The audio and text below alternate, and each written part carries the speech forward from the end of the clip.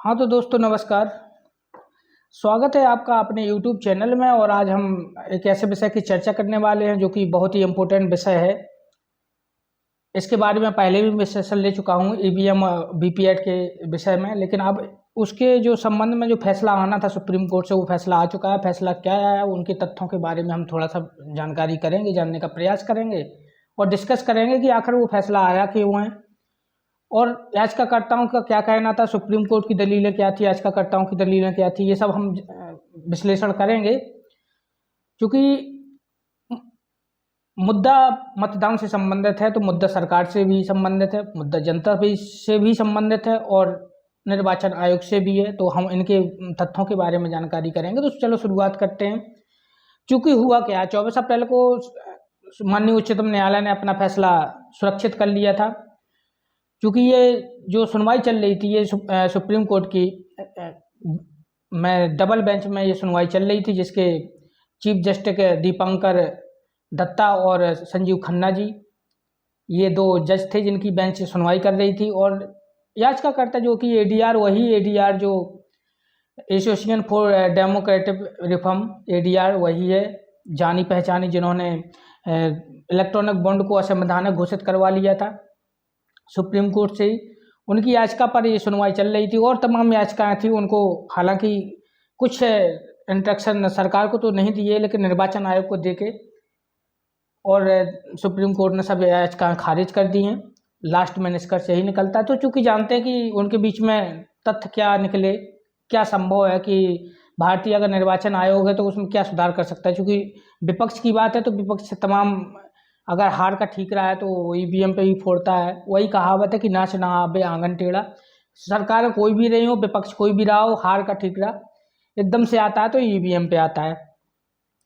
चलिए बात करते हैं कि चूंकि फैसला आया है और सुप्रीम कोर्ट ने साफ कर दिया है। चूंकि पहला उन्होंने, सुप्रीम कोर्ट ने जैसे ही कहा कि आप मतलब इसमें क्या सुझाव चाहते हैं, क्या कर सकते हैं, इसमें क्या होना चाहिए। तो प्रशांत भूषण जो कि एडीआर की तरफ से थे, बहुत बड़े वकील है, तो उन्होंने कहा कि पहला विकल्प तो यही है कि हम पुनः मतदान जो होता है, चुनाव की प्रक्रिया होती है, वो मतपत्र से ही हम मतदान करें और चुनाव मतपत्र से ही करवाएं। तो सुप्रीम कोर्ट ने स्पष्ट किया इसके लिए कि देखिए ये चीज़ें अब संभव नहीं है। अगर हम इतना बड़ा लोकतंत्र, सब दुनिया का सबसे बड़ा लोकतंत्र लेके आगे चल रहे हैं तो हम मतपत्र पे हम नहीं जा सकते। इलेक्ट्रॉनिक चीज़ों का हमें इस्तेमाल करना ही पड़ेगा। उसमें समय की बर्बादी भी ज़्यादा होती है और बूथ कैप्चरिंग की भी तमाम चीज़ें ऐसी होती थी जो कि हमने सामान्य घटना देखी हैं। जब मतपत्र पेटी से वगैरह चुनाव होते थे, मतपत्र से होते थे, तो इन घटनाओं में बहुत कमी भी आई है। ईवीएम और वगैरह इलेक्ट्रॉनिक चीज़ों के माध्यम से अगर चुनाव होने लगे हैं तो चूँकि प्रशांत भूषण ने जर्मनी का हवाला दिया कि जर्मनी में पहले होता था, अब वो लौट आए हैं। कुछ यूरोपीय देश, जर्मनी को उन्होंने उदाहरण दिया कि जर्मनी में जो बीपीएड की जो 100% वो पर्ची मिलान की बात चल रही थी, क्रॉस चेकिंग की बात चल रही थी। मैंने उस अपने सेशन में बताया, अभी अगर नहीं देखा है तो विधिवत तरीका से उसमें डिस्कस किया हुआ है मैंने, कि वो वीडियो देख लेना। तो उसमें जो 100% पर्ची मिलान की बात की गई थी कि बीपीएड और ईवीएम की जो क्रॉसिंग चेकिंग है वो 100% होनी चाहिए। तो फिर मतलब क्या बचा है, इलेक्ट्रॉनिक चीज़ों को अगर हम चेकिंग करने के लिए, क्रॉस चेकिंग करने के लिए बैठ जाएंगे तो कैसे संभव है। समय की बर्बादी होगी, कम से कम 10 से 12 दिन का समय रिजल्ट में आने का लग जाएगा। ज़्यादा समय जैसे अभी तुरंत आ जाता है, इसके 10-12 दिन बाद अगर हम चेकिंग करते हैं तो आएगा। ये दलीलें थी।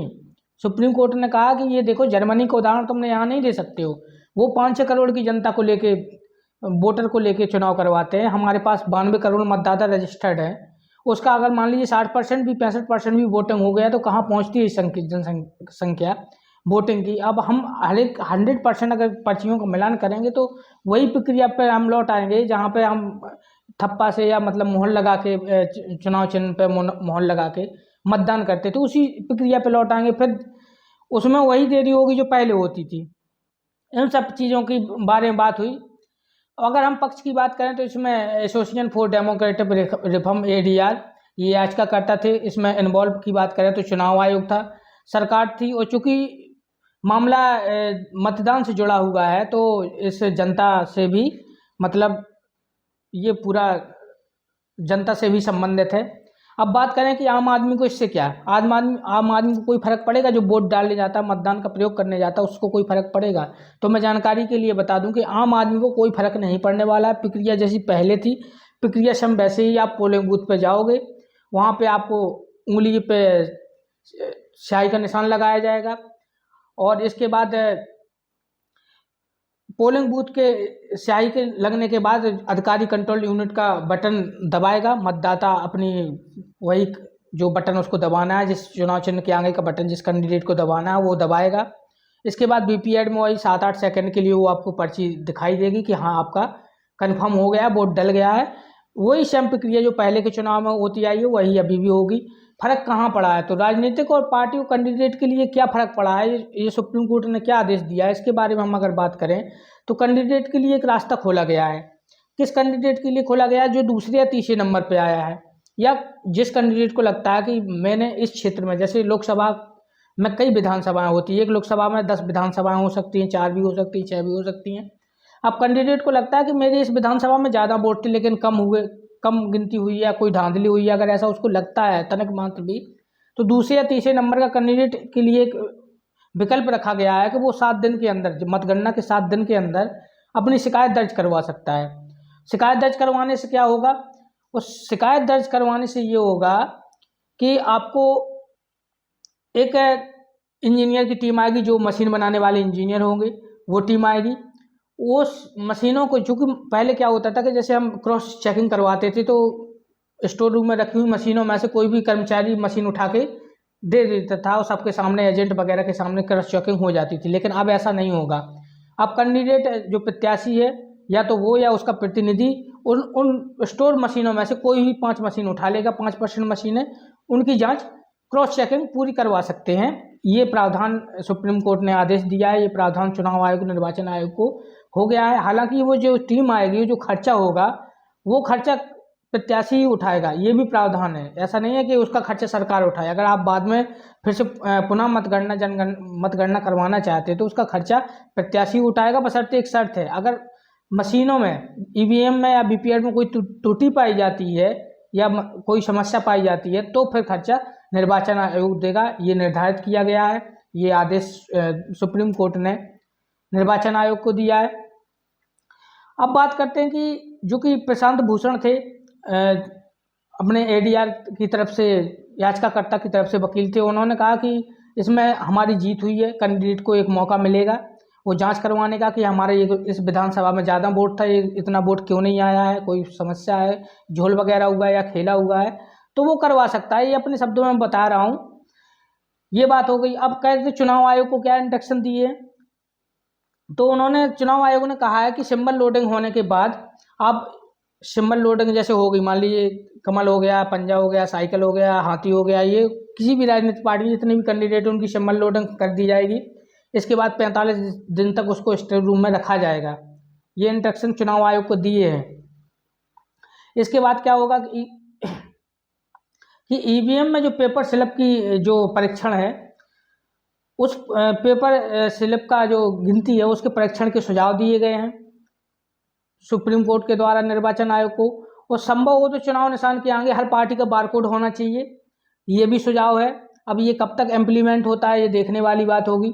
अब चूंकि बात आती है कि ये फैसला 24 अप्रैल को सुरक्षित हो गया था और कोर्ट ने कहा था कि मतदाता को पर्ची दें या ना दें, ये याचिकाकर्ता इस पर क्या बोले और सुप्रीम कोर्ट क्या बोला है। याचिकाकर्ता ने कहा कि अगर हम, जैसे वो पर्ची आई है वो जाके उसमें बीपीएड में गिरती है कि नहीं गिरती किसी को नहीं पता है, लेकिन वो दिखती है, तो वही पर्ची बार बार दिखती है, ऐसा कहना था याचिकाकर्ताओं को, तो उसकी क्रॉस चेकिंग क्यों नहीं करवाते हो। तो सुप्रीम कोर्ट ने कहा कि क्रॉस चेकिंग की तो बात अलग है, इन्होंने याचिकाकर्ताओं ने कहा कि वो पर्ची जो मतदाता है वो अपने पास क्यों नहीं ले जा सकता है। तो चूंकि सुप्रीम कोर्ट ने कहा कि इसमें निजता का अधिकार का हनन होगा, एक मतदान एक गुप्त दान होता है और इसमें जो गोपनीयता का जो हनन होगा वो संभव है। क्योंकि अगर हम मतदाता को पर्ची देते हैं, पर्ची लेके वो बाहर निकला, कोई दबंग टाइप का व्यक्ति है, कोई पार्टी दबंग टाइप की, उसने पर्ची छीन ली, उसका देख लिया, देश भावना से उसके साथ गलत व्यवहार किया या उसका नुकसान किया, ठीक है, तो ये चीज़ें नहीं होनी चाहिए कि ये देश भावना समाज में एक तरह से फैलेगी, एक दूसरे के लिए कट्टरता बढ़ेगी कि तुमने फलानी पर वोट दिया था। अभी तो ये रहता है कि हमने वोट दे दिया, जो आता है सामने हमने कह दिया हमने आपको ये वोट दे दिया। लेकिन जब पर्ची रहेगी, वो पर्ची दिखाने के लिए कहेंगे, पर्ची दिख जाएगी तो बिल्कुल कन्फर्म हो जाएगा कि इनने वोट किसको दिया किसको नहीं दिया है। तो इसमें निजता के अधिकार का हनन होगा, जो कि मौलिक अधिकारों में निजता का अधिकार आता है हमारा, और मतदान देना निजता के अधिकार में ही आता है। तो इस पे मतलब सुप्रीम कोर्ट ने कहा कि ये संभव नहीं है कि हम पर्ची मतदाता को दे दें।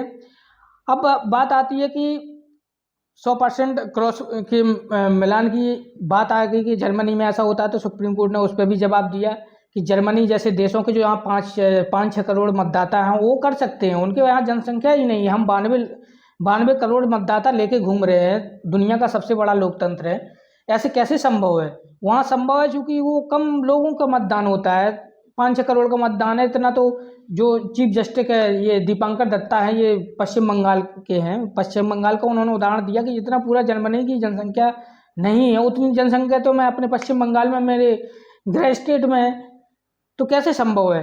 ये सब दलीलें आमने सामने हुई और आखिरकार फैसला यही हुआ कि मतदान पहले की तरह ही होगा। बस उसमें एक फ़र्क पड़ेगा कि जो कुछ इंस्ट्रक्शन दिए हैं, और जो सबसे बड़ा फैसला ये है कि कैंडिडेट को एक सुविधा मिल गई है, प्रत्याशी को अगर वो तीसरे नंबर पे आता है, वो जांच करवाना चाहता है, तो वो 7 दिन के अंदर अपनी शिकायत दर्ज करके जांच करवाएगा। और चूंकि इसके मैं विधिवत तरीक़ा से पहले भी EVM और VVPAT पर सेशन ले चुका हूँ, ना देखा हो अगर वो वीडियो तो जाके प्ले लिस्ट में जाके वो वीडियो देख लीजिएगा। और वीडियो पसंद आए तो चैनल को सब्सक्राइब कर लीजिएगा, लाइक कीजिएगा, और अपने विचार जो हो सकते हैं आपके, जो मेरे सुधार के लिए या राजनीति के लिए जो भी अपने विचार हों, तो कमेंट बॉक्स में अवश्य रखिए। इसी के लिए मैं अपने सेशन को समाप्त करता हूँ। आज के लिए धन्यवाद। जय हिंद।